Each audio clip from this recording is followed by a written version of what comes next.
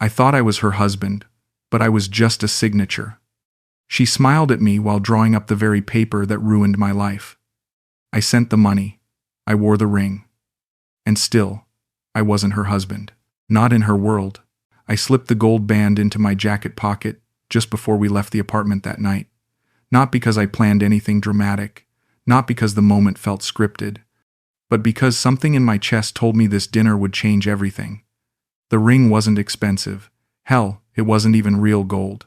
But it felt heavy against my ribs as we walked down the narrow street toward the restaurant she'd chosen. "Clay, you look nervous," Kanchana said, her fingers finding mine. "Are you okay?" I squeezed her hand and lied. "Just happy." The restaurant was small, maybe 8 tables, with warm yellow lights strung between wooden beams. She'd worn a white dress, simple but elegant, and when she smiled at the elderly Thai waiter, I felt like the luckiest man in Chiang Mai. "We're celebrating tonight," she told him in Thai, then switched to English for my benefit. "We're already married by Thai tradition." The waiter nodded and walked away. I stared at her. "What did you just tell him?" She laughed, the kind of laugh that made me forget I was 58 and tired. "I told him we're husband and wife now. I wasn't planning to revisit this tonight. But earlier this week, I got an email from a longtime viewer of this channel. He told me he'd been quietly following for months, listening to every story, and finally decided to send me his own. His words weren't neat or polished, they were raw. And as I read them, my emotions tumbled. First came shock, that dizzying recognition when another man's story mirrors your own. Then sorrow, heavy and familiar, because I could feel the loneliness bleeding through his sentences. And finally, gratitude. Gratitude that he trusted me enough to share his truth, and gratitude that maybe these late-night confessions can help one of you feel less alone. That's why I pressed record tonight. And before I continue, I want to say thank you to you right now. Please leave me a comment and tell me where you're tuning in from. I read them all, and for those of you who keep coming back, story after story, this is my super thank you. You're the reason I keep telling the truth, no matter how much it hurts. Please like this video, subscribe if you haven't already, and join the conversation below. Because tonight, I'm ready to tell it all. Let me take you back to where it all started. In the old way. Before the government, before papers. I didn't know what that meant, but I didn't care. She reached across the table and took my hand. "Clay, I want to tell you something." My heart hammered. "What?" "I have a friend at the law office. She can help us register our marriage. Make it official." I felt the ring in my pocket. "You want to get married? Really married?" "We are married, Clay. I told you. But if you want the Western way too, we can do that." She smiled and her eyes caught the restaurant lights. "Would you like that?" I pulled the ring from my pocket and set it on the table between us. Her face changed, just for a second, and I thought I saw something I couldn't name. Then she picked it up, slipped it on her finger, and leaned across to kiss me. "Yes," she whispered against my lips. "Let's make this real." I believed every word. I believed her smile. I believed in us. That night, walking back to her apartment with her hand in mine and that cheap ring on her finger, I felt young again. Wanted, needed. Like maybe this time, love might actually work. I met her 4 months before that dinner. 4 months before I started carrying rings in my pocket. I'd come to Thailand because I was tired of being angry. Tired of lawyers and divorce papers and splitting furniture down the middle. My ex-wife had taken the house, half my retirement, and 26 years of my life. At 58, I felt like I was starting over with nothing. So I bought a one-way ticket to Chiang Mai and figured I'd see what happened. The visa office was crowded and confusing. Forms in Thai, lines that led nowhere, and me standing there with a handful of documents I couldn't read. That's when she appeared. "You need help?" she asked in perfect English. Black slacks, white blouse, hair pulled back professionally. She worked at the small law office next door. I was just getting lunch, but I can translate for you. Her name was Kanchana, and she had the kindest smile I'd seen in years. She helped me fill out the forms, explained the visa process, and when we finished, she asked, "Would you like to join me for lunch? You look lost." I was lost. Lost in a new country. Lost after divorce. Lost in my own life. But sitting across from her in that little noodle shop, I felt found. "You're not like the other Western men who come here," she said. "You seem genuine." I told her about my divorce, about feeling invisible for the last 5 years of my marriage, about coming to Thailand because I needed to remember who I was. She listened. Really listened. Not the way my ex-wife had, with half her attention on her phone. Kanchana looked at me like my words mattered. "I think you're brave," she said. "It takes courage to start over." When we said goodbye that day, she wrote her phone number on a napkin. "Call me if you need anything, or if you just want to talk." I called her that night. We talked for 2 hours about everything and nothing. She told me about growing up in a small village, working her way through school, supporting her family. I told her about selling furniture for 30 years, about feeling like I'd wasted my life being practical. "You didn't waste anything," she said. "You're here now. That's what matters." 3 days later, she invited me to her apartment. It was small but immaculate, with photos of her family and books stacked on every surface.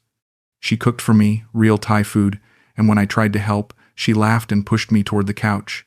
"Sit. Let me take care of you." Nobody had said that to me in years.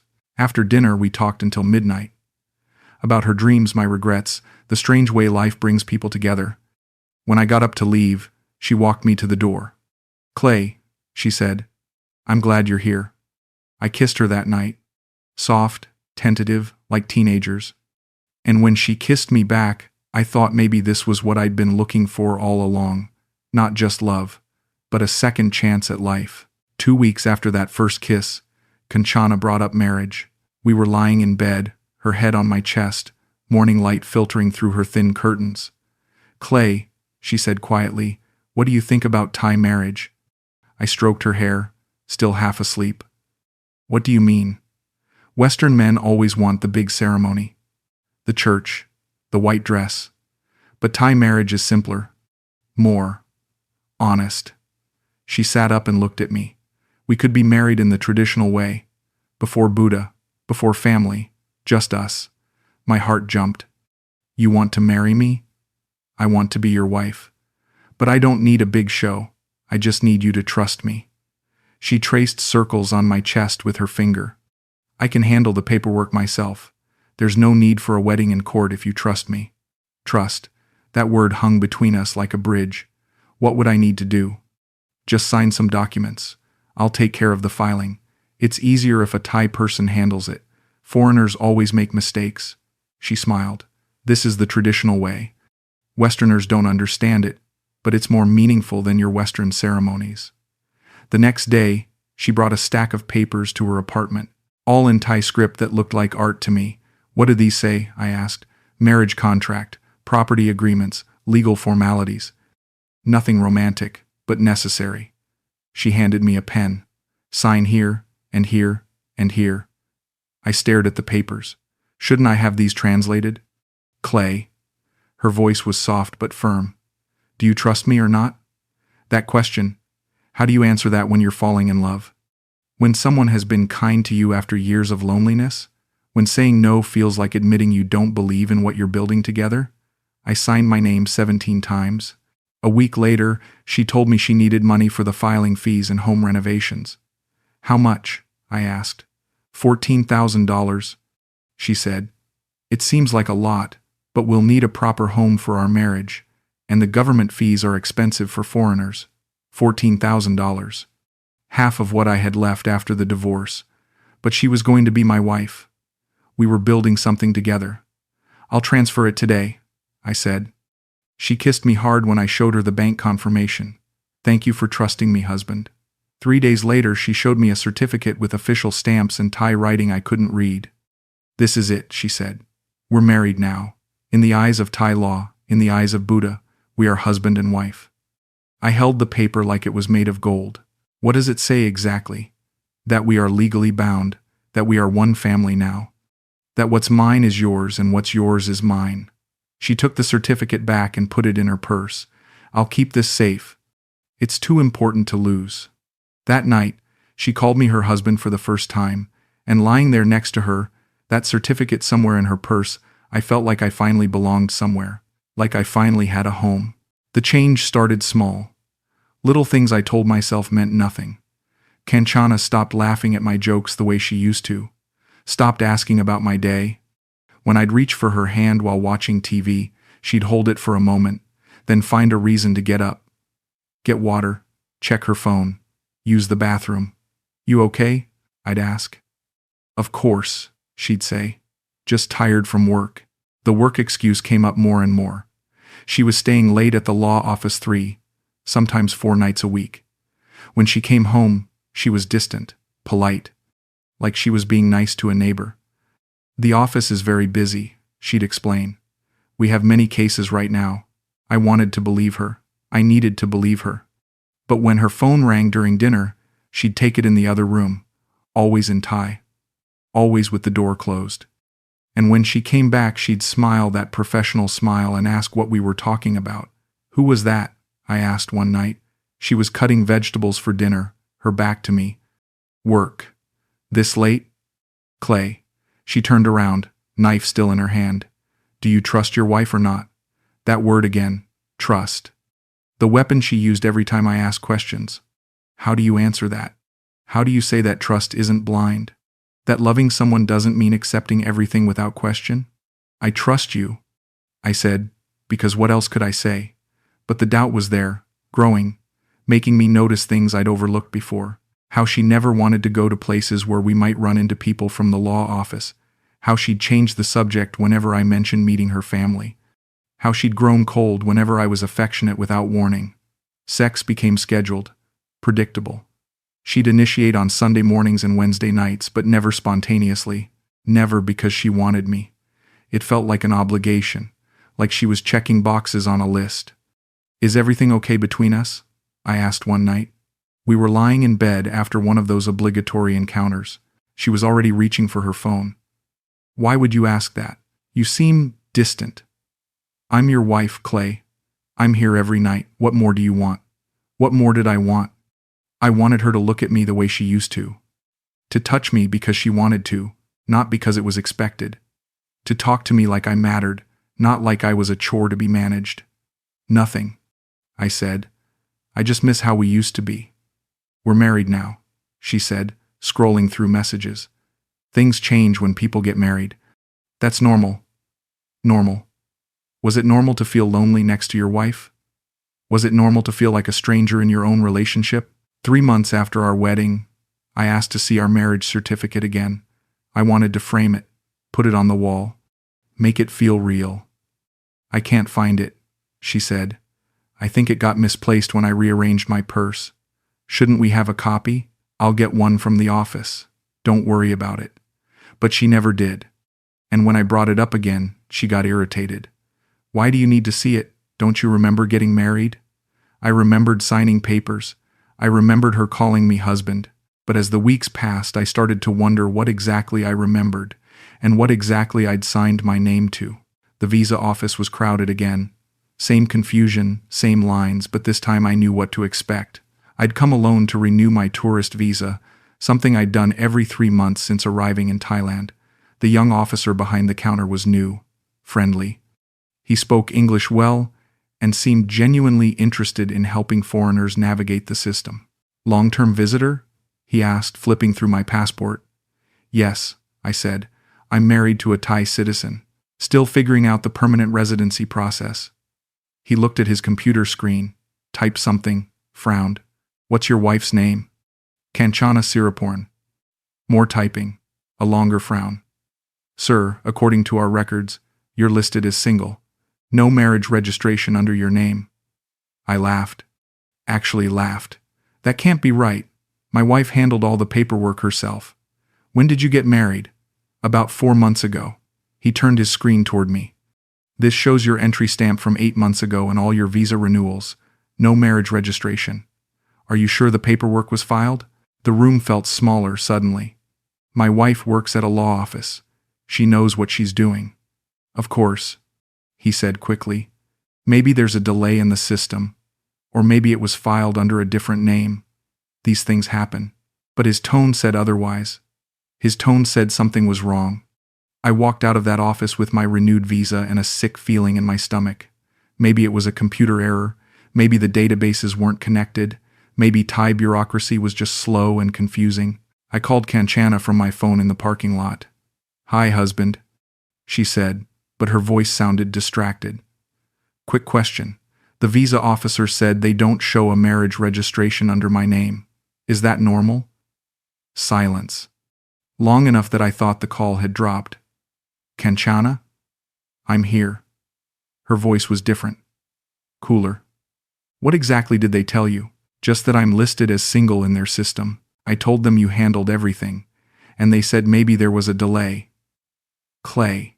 She spoke slowly, like she was choosing her words carefully. "Why were you checking on our marriage?" "I wasn't checking. They brought it up when I said I was married to a Thai citizen."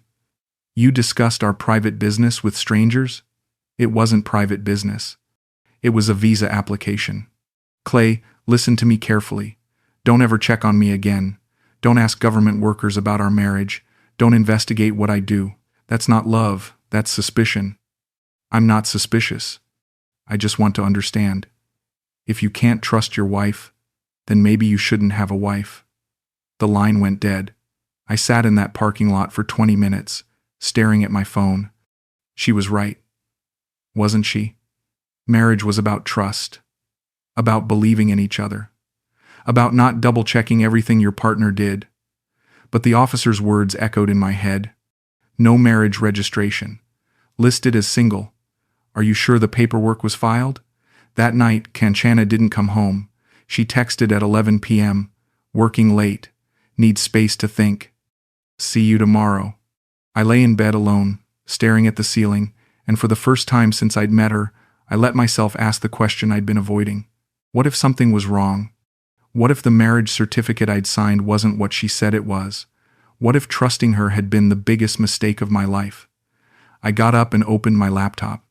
The Thai marriage registry had an online search function. Basic, but functional. I typed in my name, my passport number, the approximate date of our ceremony. The screen loaded slowly, then displayed a simple message. No records found. I searched again. Different spellings, different dates, different combinations. No records found. No records found. No records found. I closed the laptop and went back to bed, but I didn't sleep, and I knew that tomorrow I'd have to ask questions I wasn't sure I wanted answered. The law office was in a different part of town, far from where Kanchana worked. I'd found it online, advertising translation services and legal help for expatriates. The receptionist spoke excellent English and seemed genuinely concerned when I explained what I needed. "You want to verify a marriage certificate?" she asked. "Yes, my wife handled the registration, but I'm having trouble with government databases." "That happens sometimes. May I see the certificate?" I realized I'd never actually held it. Kanchana had shown it to me once, then put it away. "My wife has the original. But I can describe what it looks like." The receptionist, a middle-aged Thai woman with kind eyes, smiled patiently. "Sir, I think there might be some confusion. In Thailand, both spouses must sign marriage documents together, in person, at the district office, with witnesses." My mouth went dry. "What do you mean?" "Foreign men sometimes think they can authorize their Thai wives to handle marriage registration alone, but that's not legal. Both parties must appear together." I stared at her. "But what if she had power of attorney?" "Marriage registration cannot be done by proxy. Ever. If you didn't go to the district office with your wife and sign papers together in front of officials, then you're not married under Thai law." The room spun slightly. "What about traditional ceremonies? Buddhist marriages?" "Those have cultural significance, but they're not legally binding. Legal marriage requires government registration. Both parties present. No exceptions." I thanked her and left. But instead of going home, I drove to another law office. I needed to hear it again. Needed to be sure. The second lawyer told me the same thing. The third lawyer, an older man who specialized in family law, was even more direct. "Sir, if your wife told you she could register your marriage alone, she was either mistaken or lying. There's no traditional exception, no legal loophole. Marriage requires both parties." I felt nauseous. What if she showed me a certificate? May I ask what it looked like? I described it as best I could. Official stamps, Thai writing, formal appearance. He nodded. Could you bring it to me? I can translate it for free. That evening, I waited for Kanchana to come home. She walked in at 9:30, looking tired but beautiful. Professional, put together, like always. We need to talk, I said. She set down her purse and looked at me. About yesterday, Clay. I'm sorry I was harsh. I was stressed. I need to see our marriage certificate. Why? I went to some lawyers today. They told me that marriage registration requires both spouses to be present. They said you couldn't have done it alone. Her face didn't change, but something shifted in her eyes, something cold. You went to lawyers? You investigated me? I wanted to understand the process. The process? She laughed, but it wasn't the laugh I'd fallen in love with. It was sharp, mean. The process is that you trust your wife. The process is that you don't hire strangers to question what I tell you. I didn't hire anyone. I just asked questions. Clay. She sat down across from me, and for a moment she looked like the woman I'd met at the visa office. Concerned, caring. Why are you doing this? Why are you trying to destroy what we have? I'm not trying to destroy anything. I just want to see the certificate. You think I'm lying to you. I think there might have been a misunderstanding. A misunderstanding. She repeated the word like it tasted bitter. You think I don't know how to get married in my own country. We stared at each other across the small table where we'd shared so many dinners, where she'd called me husband for the first time, where I'd felt like I belonged somewhere. Show me the certificate, I said quietly, and I'll apologize for everything. She stood up and walked to her purse. For a moment, I thought she was going to pull out the document and prove me wrong. Instead, she took out her phone. I need you to leave, she said, tonight. What? I can't be married to someone who doesn't trust me. I can't build a life with someone who investigates me behind my back. Kanchana, please, just show me the paper. Get out, Clay. Her voice was steady. Final. Take your things and get out. I packed a bag while she sat on the couch, scrolling through her phone like I wasn't there, like I'd already disappeared. At the door, I turned back. I love you, I said. She didn't look up. That wasn't love, Clay. That was suspicion. And I don't live with suspicious men. I drove to a hotel and called the translator from the first law office. I can't get the certificate, I told her. My wife won't show it to me. Sir, I think you already know what that means. I did know. I'd known since the visa officer frowned at his computer screen. I'd known since Kanchana got angry instead of concerned. I'd known since she threw me out rather than prove me wrong. But knowing and accepting are different things. It took me 3 more days to accept what I'd known all along. I went back to her office a week later. Not her apartment. Her office. The place where we'd met. Where she'd offered to help a confused American with his visa paperwork. Where I'd first thought she was different from other people I'd known. The receptionist recognized me. You're Clay, right? Kanchana's friend? Friend, not husband. Even strangers knew the truth. Is she available? I'll check. She disappeared into the back office, and I heard voices. Low conversation in Thai. When she returned, she looked uncomfortable. She'll see you, but only for a few minutes. Kanchana appeared in the doorway wearing the same professional outfit she'd worn the day we met. Black slacks, white blouse, hair pulled back. But her smile was different, polite, distant. The smile she gave clients. Hello, Clay. Hello. Come into my office. She led me to a small room with a desk, 2 chairs, and filing cabinets. Everything neat and organized. Professional. She gestured to the chair across from her desk and sat down, like we were having a business meeting. What can I do for you? I wanted to apologize, I said, for not trusting you, for going to lawyers, for making you feel like I was investigating you. She nodded but said nothing. And I wanted to understand what happened between us. What happened is that you got suspicious and I got tired of being questioned. She folded her hands on her desk. Some relationships don't survive suspicion. But were we actually married? The question hung in the air between us. She looked at me for a long moment, and I saw something in her eyes I'd never seen before. Not anger, not hurt, just calculation. like she was deciding what to tell me. Clay, I never promised you anything I didn't deliver. What does that mean? It means you wanted love, and I gave you love. You wanted companionship, and I gave you companionship. You wanted to feel needed, and I let you feel needed. Her voice was calm, matter of fact. That was our agreement. Our agreement? Yes. You gave me money. I gave you affection. You gave me trust. I gave you comfort. You gave me your heart. I gave you a reason to feel alive. I stared at her. What about marriage? What about it? Were we married or not? She smiled then. The first real smile I'd seen from her in weeks. But it wasn't warm. It was almost amused. Clay, you signed papers you couldn't read. You gave me money for things you didn't understand. You trusted me with everything and questioned nothing. She paused. What do you think marriage is? The words hit me like cold water. So we weren't married. I never lied to you about what I was giving you. I gave you exactly what you needed. And you gave me exactly what I needed. The certificate was exactly what I said it was, a legal document with your signature on it. I felt something break inside my chest, not my heart, something deeper, my understanding of who I was, who she was, what we'd been to each other. I need to go, I said. Clay. I turned back. I don't regret the time we spent together. You're a good man. You deserve to feel loved. But I wasn't loved. You felt loved.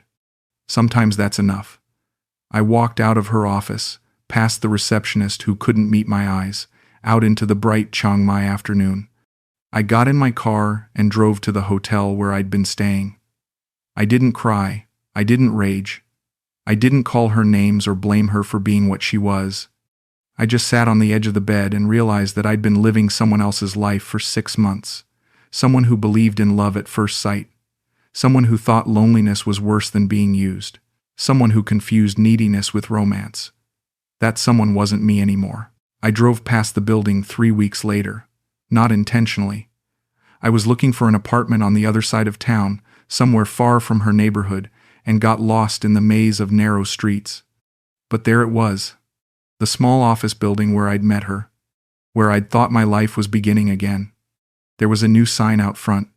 Thai writing I couldn't read, but underneath, in English, Kanchana Legal Services, Property Development Consulting, my $14,000 at work. A new motorcycle was parked outside, expensive looking, red and chrome. Not the old scooter she used to ride. Through the window, I could see her talking to a middle-aged Western man, gesturing at papers spread across her desk. The same desk where she'd told me our relationship was just an agreement, just an exchange of needs. I didn't stop, didn't get out of the car, didn't walk in and demand answers or explanations or apologies. What would be the point? She'd already told me everything I needed to know. I was just the name she'd needed to set up her business, the signature that made it legal, the money that made it possible, the Western husband that gave her credibility with clients and government officials. I rented a studio apartment that afternoon. 1 room, 1 bathroom, 1 small window that looked out at nothing interesting. The kind of place a man lives when he's starting over with less than he had before. Less money, less hope, less trust in his own judgment. I deleted all our photos that night. Not in anger, but in the same way you throw away expired medicine. It wasn't serving any purpose anymore, just taking up space and reminding you of mistakes you'd made. I kept 1 picture. Not of her, not of us together, but of myself, on the day we met, standing in front of the visa office, looking confused but optimistic, wearing a shirt she'd complimented, smiling like I believed good things could still happen to me. I looked at that photo for a long time, then I put it in a drawer, not because I was ashamed of who I'd been, but because that man was gone. He'd signed his name on papers he couldn't read. He'd given his heart to someone who saw it as currency. He'd confused being wanted with being loved. I wasn't angry at him. He'd been lonely and hopeful and human. But I wasn't him anymore. The man I was now knew the difference between love and transaction, between trust and naivety, between starting over and being taken advantage of. I sat in my empty studio that first night, eating takeout noodles and listening to traffic outside my window, and realized something strange. I wasn't devastated. I was sad, yes. disappointed, embarrassed, but not destroyed. Maybe because Kanchana had been right about one thing. For 6 months, I had felt loved. It wasn't real, but it had felt real. And that feeling, even if it was purchased, had reminded me that I was capable of caring about someone, of wanting to build something with another person, of being vulnerable. Those weren't bad things, they were human things. The problem wasn't that I'd felt them. The problem was that I'd felt them with someone who saw them as weaknesses to exploit rather than gifts to cherish. I finished my noodles and went to bed. Tomorrow I'd start figuring out what came next. Not the next relationship. Not the next chance at love. Just the next version of myself. The young man sitting across from me at the coffee shop reminded me of myself 8 months ago. Eager, optimistic, a little lost. His name was David, and he'd been in Thailand for 2 weeks. I met this incredible woman, he was telling me. She works at a travel agency downtown, speaks perfect English. Really smart. Really beautiful. I stirred my coffee and let him talk. She's not like the bar girls, you know. She's educated. Professional. She wants to show me the real Thailand. He pulled out his phone and showed me photos. A pretty Thai woman in business attire, smiling at the camera, standing next to him in various tourist locations around Chiang Mai. Her name's Siraporn. She's helping me find an apartment, maybe something long-term. Siraporn, that had been Kanchana's last name. How long have you known her? I asked. 2 weeks, but it feels longer, like we really connect, you know.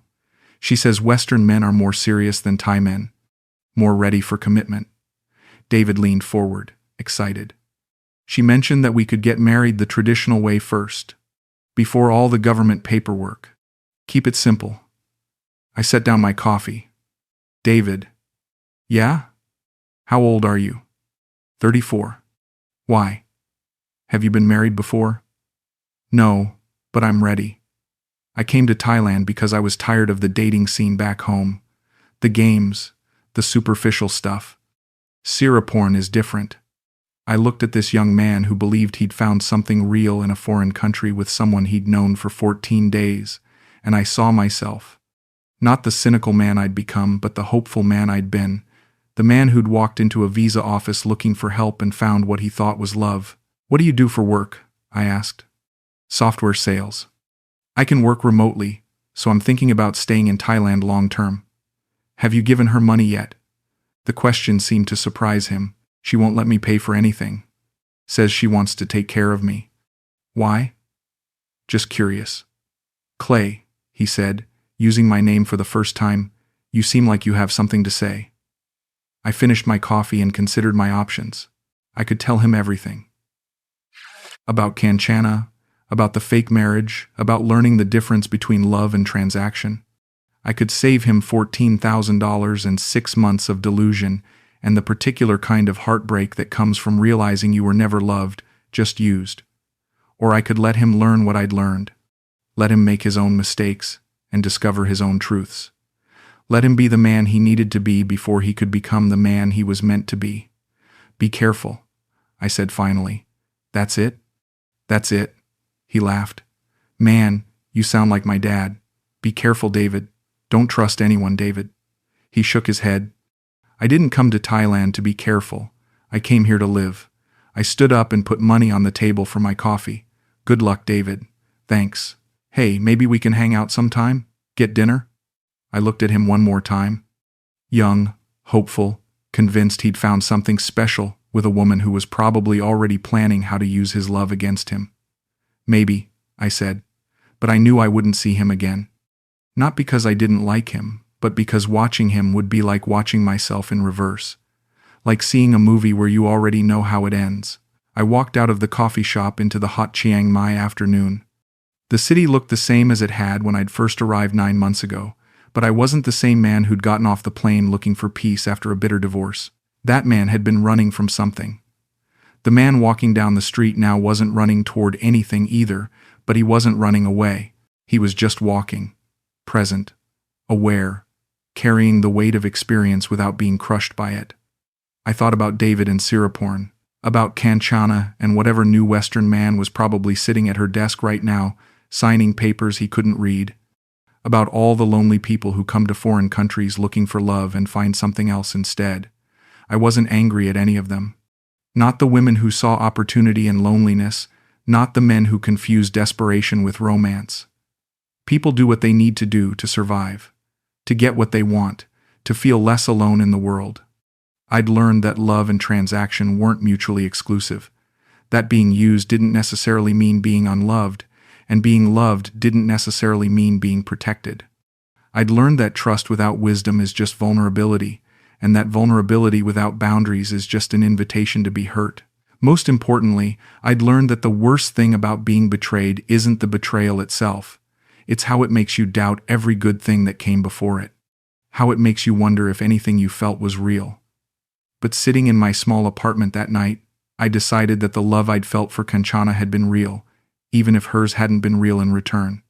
The hope I'd carried, the excitement I'd felt, the way I'd wanted to build something meaningful with another person, those things had been genuine. The fact that she'd exploited them didn't make them false. It just made her calculating.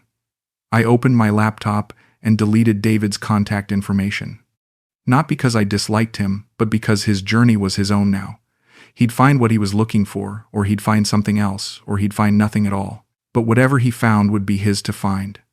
I'd stopped trying to save people from their own mistakes.